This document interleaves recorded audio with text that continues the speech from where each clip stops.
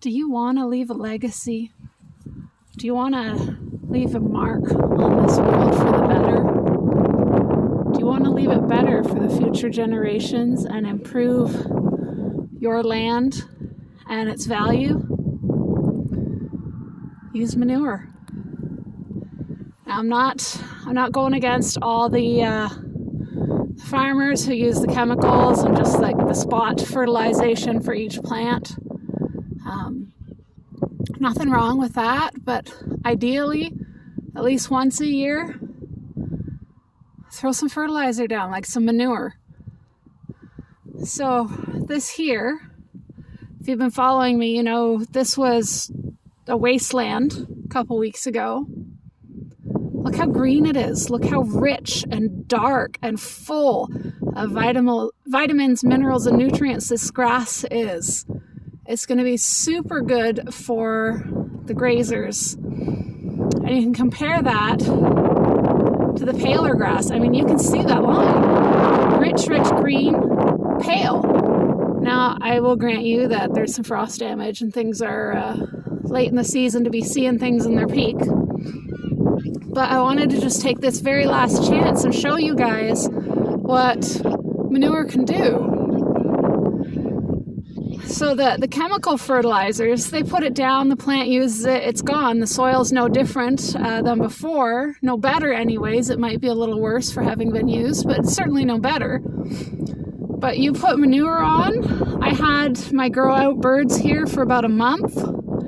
And look at the difference, how dark green it is and how pale it is everywhere else. You can see the lines clearly. And not just because the grass is shorter. But when you apply manure, you are improving the soil for future generations. Every time you apply manure, the soil gets better. And there's more life in the soil. It's just, there's more worms, there's more bacteria, everything the soil needs to grow and thrive and retain water for drought resistance and have plants grow and aerate the soil. Everything that's needed for that improves with manure.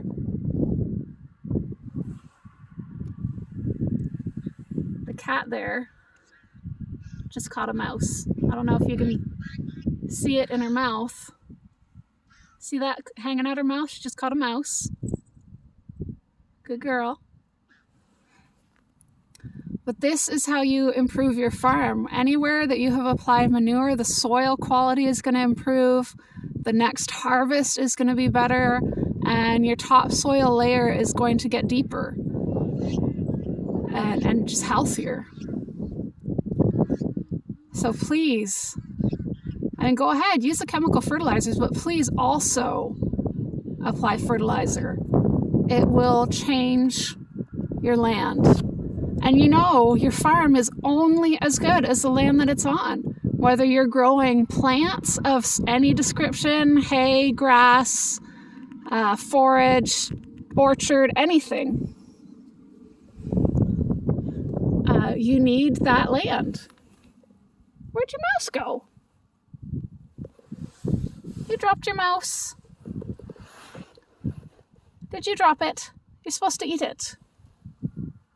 I hope you didn't let it go. I hope you killed it at least.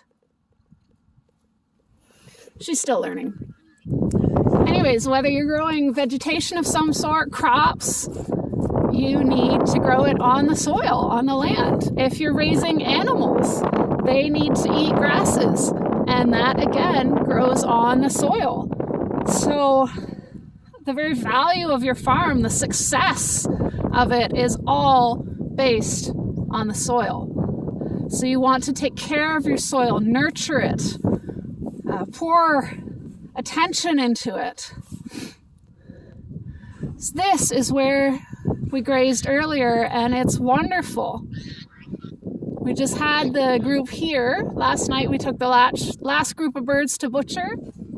We are prepping for winter. We're getting individual breeding pens set up. So this is one breeding pen for all my individual species of birds. There's a second one there. That hut has a divider, so there's 2 sections off of that one. And this far one is going to have a divider too, and we'll run 2 sections off of that. And then we'll just have in the main hut here, we'll just have them free range. So they're not going to need a fence. And also to get the second fence on that last hut, we're going to have to take from the chicken coop over there. They'll have to free range. But I don't think that's going to be a problem. They're well trained to that area. But I am now down to the animals that I will take through the winter. So let me walk over and show you. Oh, and the spots that don't really recover from the ducks, I reseed. And that new seed starts to grow and grows very well. Some spots just get hit a little extra hard by the birds, and then I reseed those.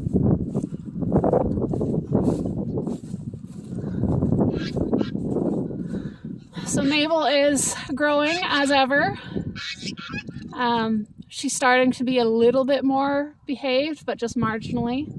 We're still working on her. I know people don't like that she's chained up, but that's only when we're about to leave. We've got the main flock here, our breeding flock. I do have a couple extra boys, but that's because I have learned the hard way. Never have just one drake, because sometimes those drakes fire blanks and they're no good to you. So I like to have backup drakes just in case.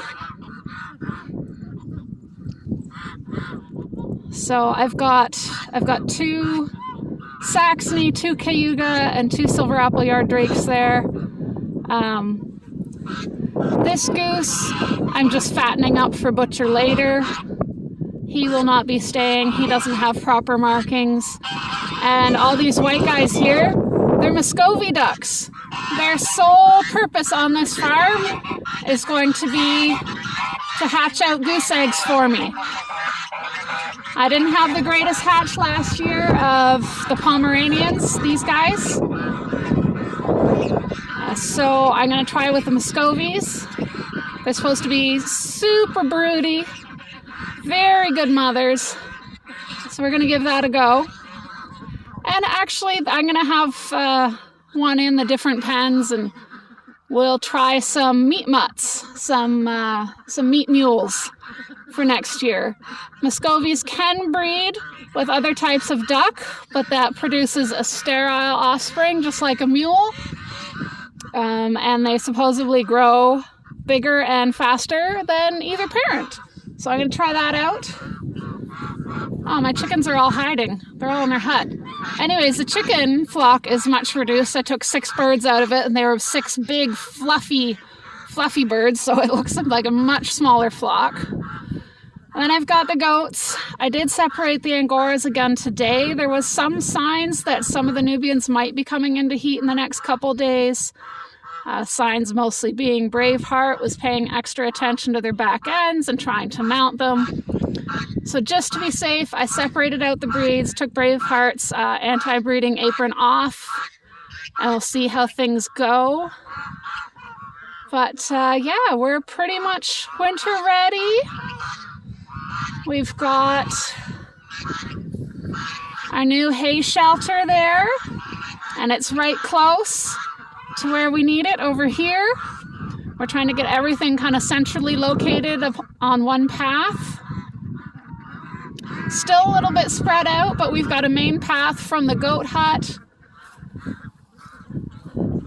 up to the well hut, and everything we have is along that path.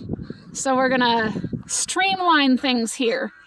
Hopefully this winter is gonna be a little bit better than the last for workload. I don't wanna waste half an hour tromping across the whole field just to get things.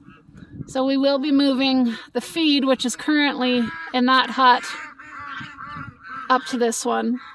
Next year we'll move that one up as well.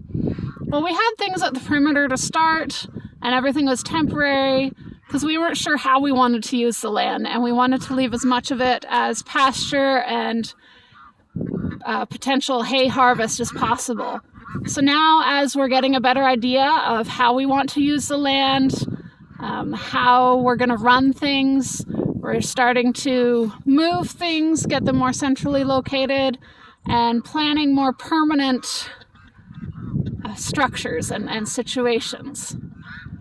So it's always a very good idea to not put anything too terribly permanent on your land when you first get it. It's a very good idea to sit and watch for an entire year to see what happens on your land. For example, we did not know that this entire side of the field up to about there can flood. We did not know that in the first year. Now we do. So we're not going to put anything permanent in that area. And particularly in the spring and fall, we're not going to run any animal huts in that area, any portable huts. So, again, this is another good example why you just kind of sit and wait. Watch, pay attention, see what plants come up over the course of the year, see what happens weather-wise, snow-wise, how the wind blows the drifts, everything. And we also didn't know we'd have a great big puddle here for most of the year. So that's kind of changed our plans. We'll make that an official pond at some point for the birds. But yeah, these are all things to take into consideration when you're getting new land and developing land from nothing. Some of the chickens are coming out, but not very visible. But yeah, that's what we're doing. Getting ready for winter. We got the animals pared down to the bare minimum that we're going to take through. We're still just working away. We still have to get a pallet floor in there. We've got a few pallets, but we have to finish it. And then get a load of hay set up and stacked in there. We still have to get a divider in that hut up there and set up the fencing around that. Still got to muck that out when we get some straw to put in it. But yeah, we're getting a lot closer to winter ready here. Just plugging away a little bit every day. Mabel playing with ice. Yeah, Mabel over there is enjoying ice from her water. That's another thing that will increase in the winter is your water chores. You got to come out at least twice a day, if not more. Bring fresh water as the water freezes. Thankfully, you got enough ducts. They're going to keep the water from really, or the ice from really building up on your water there. Yeah, it's a cold morning, but it's a nice one. It's nice to have the sun. But that's it for now. If you have any questions, let me know. If there's anything in particular you want to see, let me know. If you want a tour of our structures and what we think works and what doesn't and how we built them, again, let me know. If there's something you guys want to see, I will do it for you. Anyways, for now, have a good day.